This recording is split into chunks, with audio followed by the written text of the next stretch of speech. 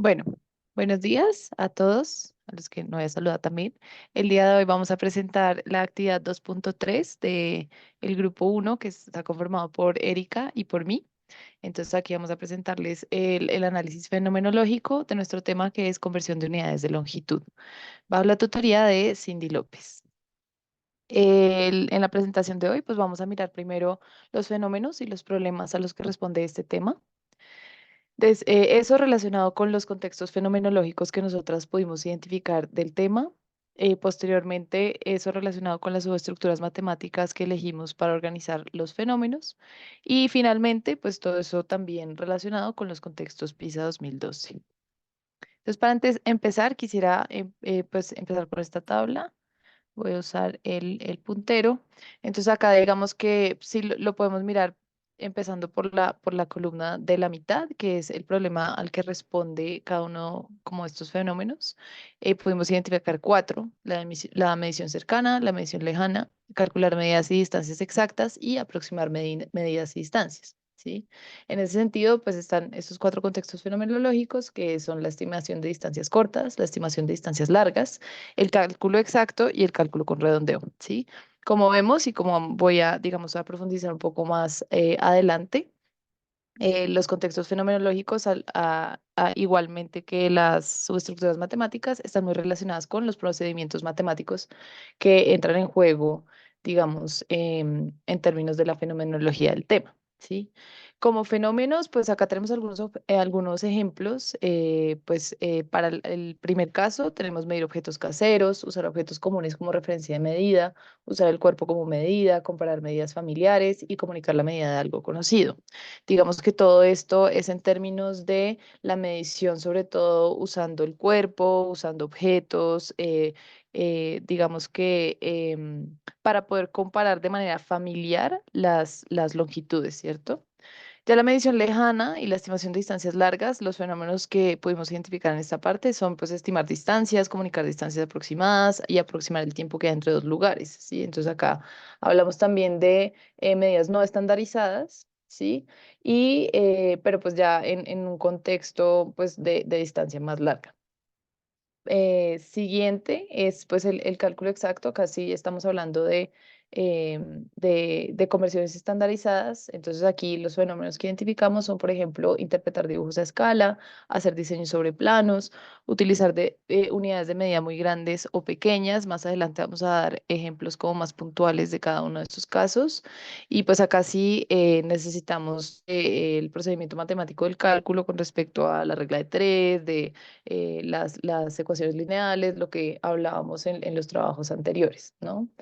Y por último tenemos el cálculo también, pero con redondeo. Y esto pues usamos también la aproximación. Y dentro de esto, dentro de este contexto fenomenológico, encontramos, por ejemplo, convertir entre sistemas de unidades, expresar la profundidad de una piscina y diseñar campos deportivos profesionales como ejemplos.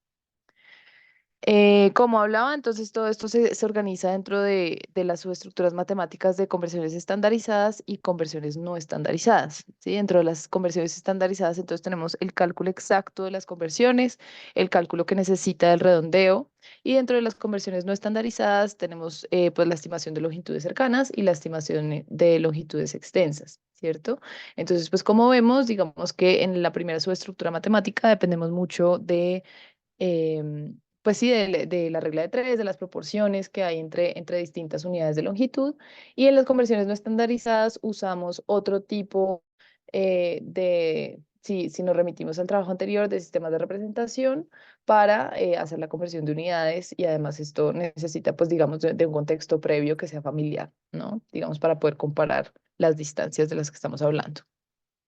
Por último, quiero dividir nuestra última parte en tablas más pequeñas para que sea claro mirarlas. Entonces, aquí estamos relacionando las subestructuras matemáticas con los contextos PISA 2012. Entonces, empezamos acá con la subestructura de conversiones estandarizadas. Esta pues tiene dos partes. Esta es la primera parte del contexto fenomenológico del cálculo exacto. Entonces, en contexto PISA personal puede ser medir un lápiz, una mesa o la altura de un edificio. En el contexto profesional, interpretar un dibujo a escala.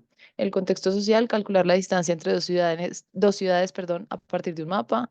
Y en el contexto científico pusimos pues dos ejemplos, que es convertir la velocidad de metros por segundo a kilómetros por hora. Acá estamos hablando de magnitudes derivadas.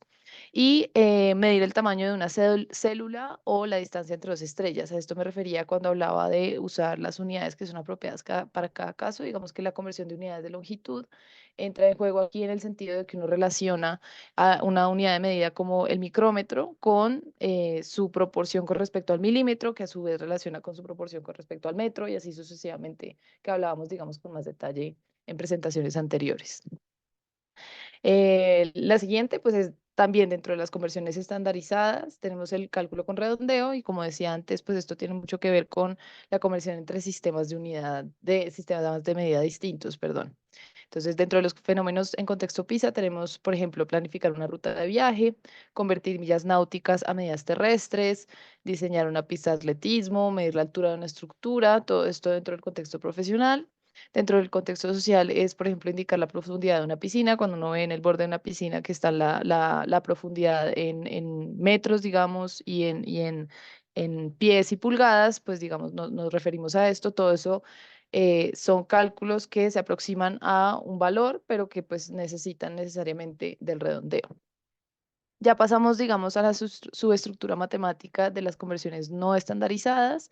Entonces acá tenemos de nuevo los contextos de la estimación de longitudes cortas y la estimación de longitudes extensas.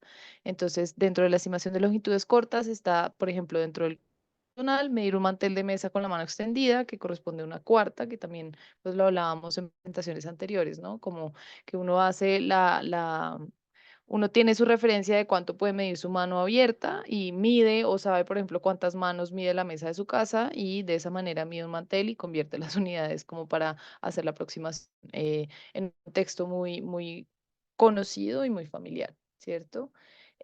También tenemos medir la distancia de bus entre dos ciudades. Creo que aquí me equivoqué, esta debería haber en la fila siguiente, qué pena, eso fue un error de mi parte.